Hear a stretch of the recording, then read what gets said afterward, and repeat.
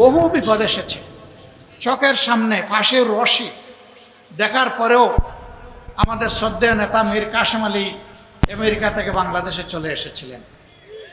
তাকে বলা হয়েছিল don't come back to Bangladesh.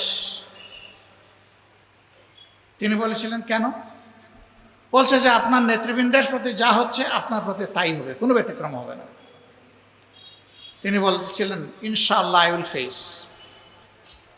আমি সত্যের উপর, সত্যের পাটাতনের উপর দাঁড়িয়ে আমি মিথ্যার প্রতিবাদ করবো ইনশাআল্লাহ।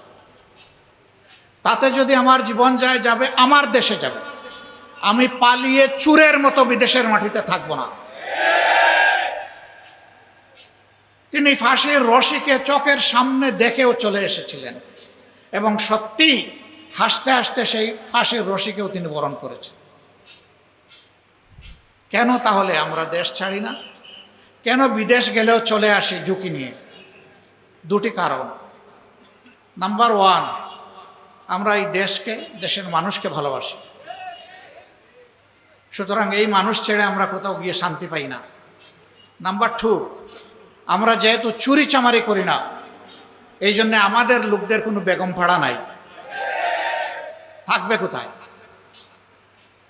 এই জন্যেই ঠিকানা আমাদের একটাই, আলহামদুলিল্লাহ, এটা আল্লাহ তাআলার জন্ম দেওয়া বাংলাদেশ। এই বাংলাদেশকে নিয়ে আমরা গর্ব করি, এই বাংলাদেশকে নিয়েই আমরা বাঁচতে চাই। আল্লাহ তাআলার কাছে আমরা সাহায্য চাই, এদেশের আপামর জনসার সাথে আমরা যেন মর্যাদার সাথে এই বাংলাদেশে বসবাস করতে পারি। শুধু বাংলাদেশ জামাতে ইসলামী আরামে থাকলে আমরা শান্তি পাবো না, আর আরামে থাকার কোনো সুযোগও নাই। থাকতে হলে গোটা সমাজকে নিয়েই থাকতে হবে। এই জন্যে আমরা পরিষ্কার বলেছি, আমরা একটা সংগঠনের সহকর্মীদেরকে, এত মজলুম সহকর্মী, কি তাণ্ডব গিয়েছে আমাদের উপর দিয়ে, আপনারা তার সাক্ষী। কোনো বক্তা আমার সামনেই সেই কথাগুলো বলেছেন, এই জন্য আমি এটার আর পুনরাবৃত্তি করতে যাচ্ছি না। কিন্তু 5 আগস্টের পরে আপনারা কি দেখলেন?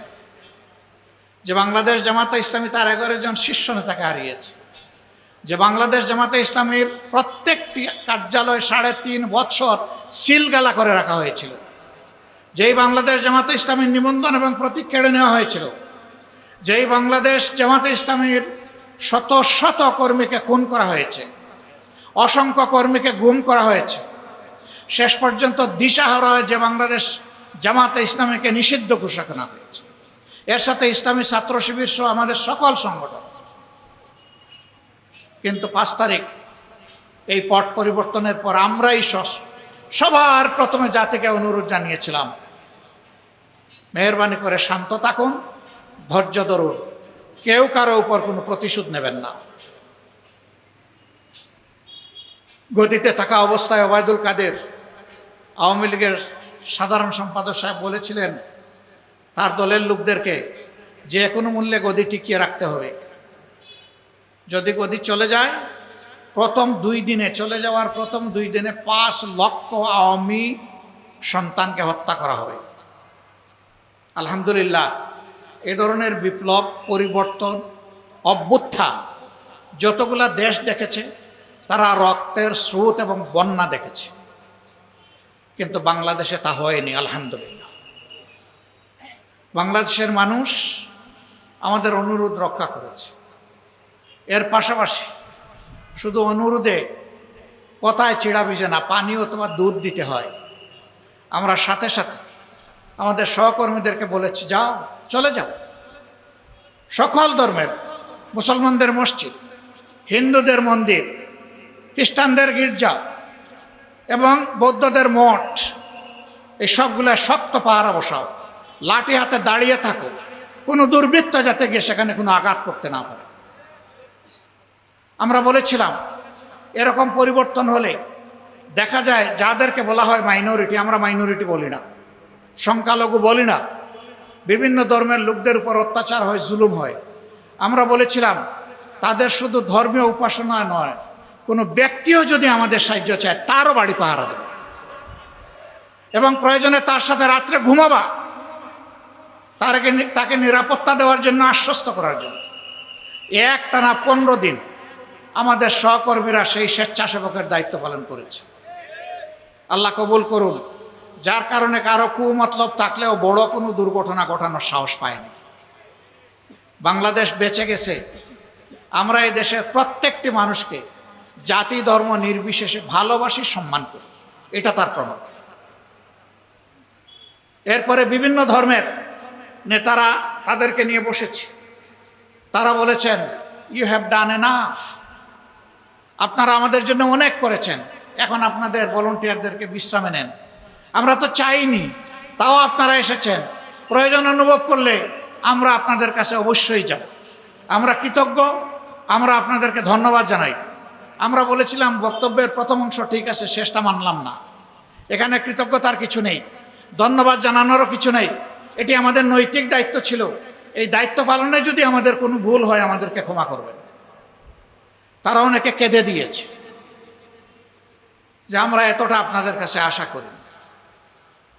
আমরা সরকারের সাথে এরপরে বসেছি, বলেছি তারা আমাদেরকে ক্লিয়ারেন্স দিয়েছেন, আমরা এখন ঘরে যেতে পারি, আপনারা কি বলেন? তারা একই কথা বলেছেন, হ্যাঁ আমরা দেখেছি, সরকার আপনাদের কাছে কৃতজ্ঞ। আমরা বলেছি না, এটি সরকারের দেশ নয়, এটি জনগণের দেশ, জনগণের পক্ষে জনগণ হয়ে আমরা দায়িত্ব পালন করেছি, অতএব এখানেও কৃতজ্ঞতার কিছু নেই, এটি আমাদের দায়িত্ব। সম্মানিত ভাইয়েরা, এরপরে এসেছে দুর্গাপূজা। আমরা সব জায়গায় বলে দিয়েছি, আগের মতোই যাও, তাদেরকে আশ্বস্ত করো, পাশে থাকো এবং শক্তি যোগাও, সাহস যোগাও।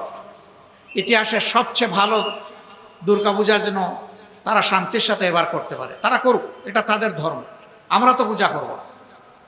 তাদেরকে তাদের কাজ করতে দাও, নিরাপদে যাতে করতে পারে। আলহামদুলিল্লাহ, সেই কাজটা অত্যন্ত শান্তিপূর্ণভাবে, গাছের একটা পাতাও পড়ে নাই বলতে হবে, সেই রকম শান্তিপূর্ণভাবে এবার পালিত হয়েছে। জামাতে ইসলামী সরকারে যায়নি, সরকারের অংশ নয়, একটা দায়িত্বশীল রাজনৈতিক সংগঠন, দ্বীনি সংগঠন। এই জায়গা থেকে যেটুকু আমাদের পক্ষে করণীয় সেটা আমরা করার চেষ্টা করছি।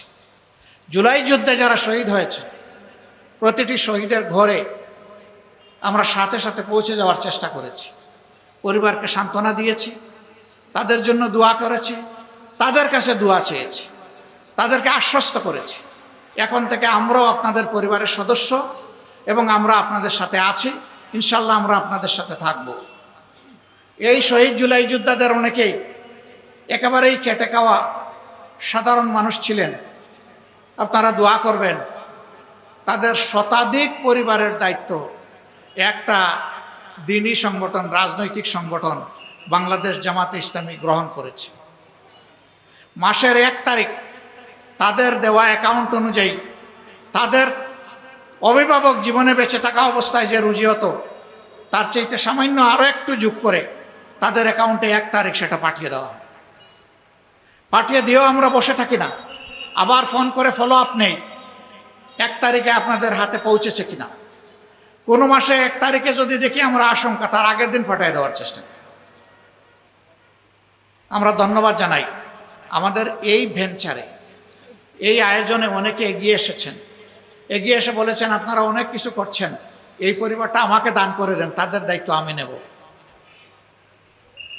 আমরা আসলেই তাদের কাছে ঋণী, আমরা খুশি মনে তাদের হাতে ছেড়ে দিয়েছি, কিন্তু ওইটারও আমরা খবর নেই যে ছেড়ে দেওয়ার পরে তারা কেমন চলছে। জামাতে ইসলামী সরকারে যায়নি, সরকারের অংশ নয়, একটা দায়িত্বশীল রাজনৈতিক সংগঠন, দ্বীনি সংগঠন।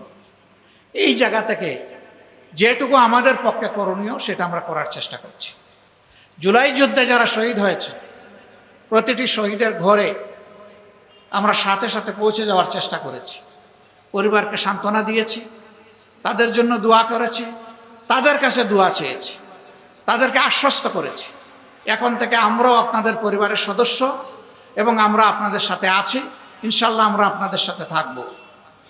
এই শহীদ জুলাই যোদ্ধাদের অনেকেই একেবারেই কেটে খাওয়া সাধারণ মানুষ ছিলেন, আপনারা দোয়া করবেন। তাদের শতাধিক পরিবারের দায়িত্ব একটা দ্বীনি সংগঠন, রাজনৈতিক সংগঠন বাংলাদেশ জামাতে ইসলামী গ্রহণ করেছে। মাসের 1 তারিখ তাদের দেওয়া অ্যাকাউন্ট অনুযায়ী তাদের অভিভাবক জীবনে বেঁচে থাকা অবস্থায় যে রুজি হতো তার চাইতে সামান্য আরও একটু যোগ করে তাদের অ্যাকাউন্টে 1 তারিখ সেটা পাঠিয়ে দেওয়া হয়। পাঠিয়ে দিয়েও আমরা বসে থাকি না, আবার ফোন করে ফলো আপ নেই 1 তারিখে আপনাদের হাতে পৌঁছেছে কিনা। কোনো মাসে 1 তারিখে যদি দেখি আমরা আশঙ্কা, তার আগের দিন পাঠিয়ে দেওয়ার চেষ্টা করি। আমরা ধন্যবাদ জানাই আমাদের এই ভেঞ্চারে, এই আয়োজনে অনেকে এগিয়ে এসেছেন, এগিয়ে এসে বলেছেন আপনারা অনেক কিছু করছেন, এই পরিবারটা আমাকে দান করে দেন, তাদের দায়িত্ব আমি নেব। আমরা আসলেই তাদের কাছে ঋণী। আমরা খুশি মনে তাদের হাতে ছেড়ে দিয়েছি, কিন্তু ওইটারও আমরা খবর নেই যে ছেড়ে দেওয়ার পরে তারা কেমন চলছে।